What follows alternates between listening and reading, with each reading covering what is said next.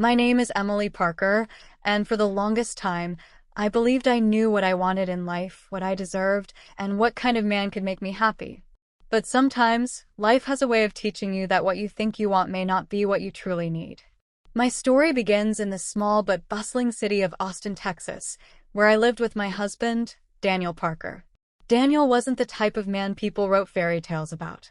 He wasn't flashy, he wasn't rich, and he wasn't the kind of man who commanded a room when he walked in. He was quiet, dependable, and always steady. For years, he worked as a middle school teacher, dedicating his days to helping kids who didn't always have the best start in life.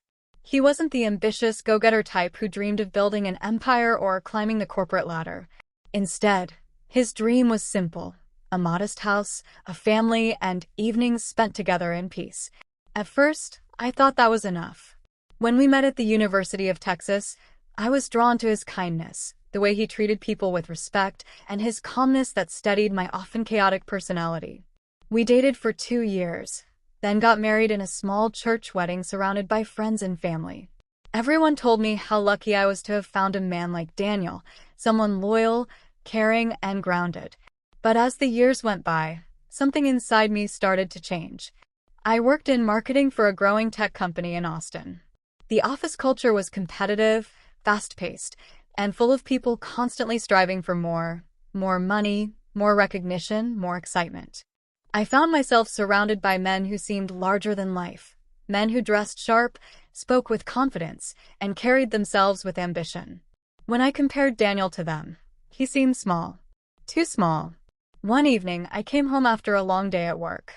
Daniel was in the kitchen, wearing an old apron with faded barbecue stains, cooking pasta while humming softly to himself. The house smelled amazing, garlic and basil filling the air.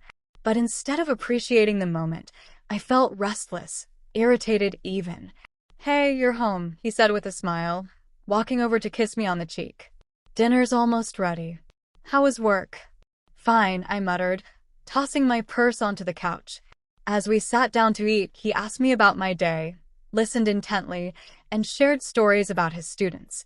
One kid had finally learned long division after weeks of struggle, and Daniel was so proud you'd think the child had won a Nobel Prize.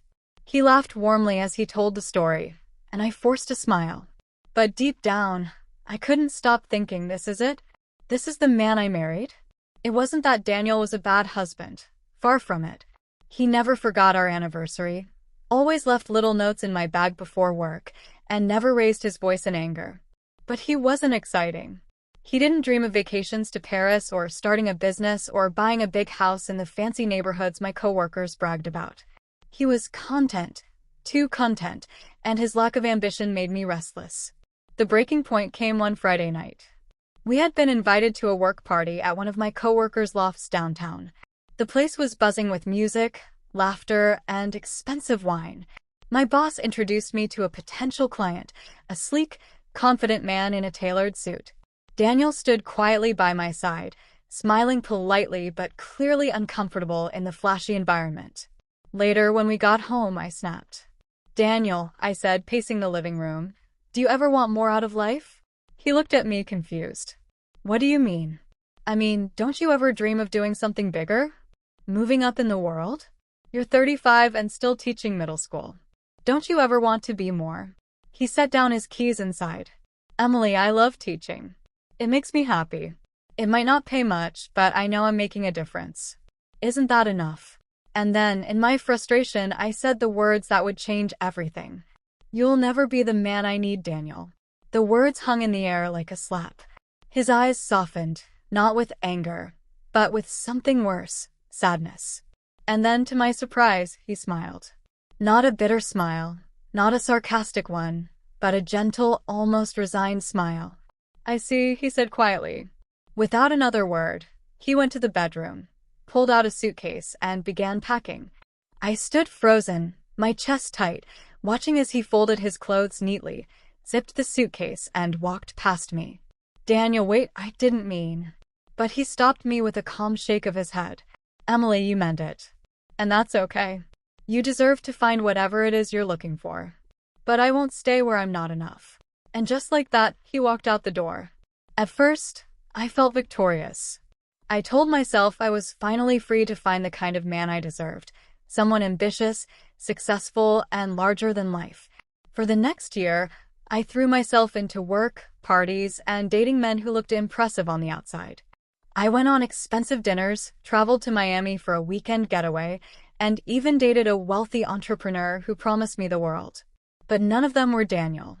The confident men who had once seemed so charming turned out to be self-absorbed, always more interested in their own reflections than in truly listening. The ambitious ones had no time for me, too busy chasing their next deal to remember birthdays or anniversaries. And the wealthy ones thought love could be bought with gifts and trips, but their hearts were empty. Meanwhile, Daniel had quietly moved on. I heard from mutual friends that he had relocated to Denver, Colorado, where he continued teaching. A few years later, I saw a photo on social media. Daniel, standing beside a woman with kind eyes, holding a little girl on his shoulders.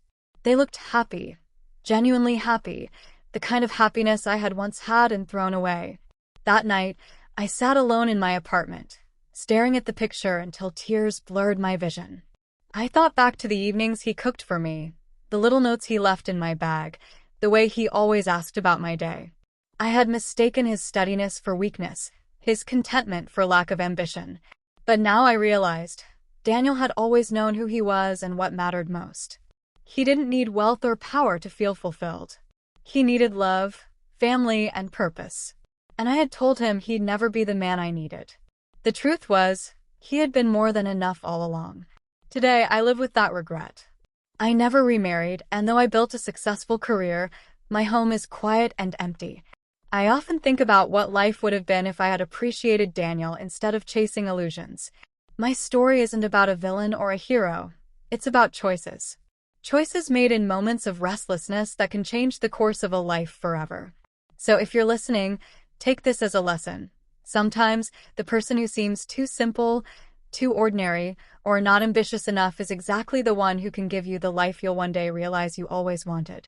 Because once they smile, pack, and walk away, they may never come back.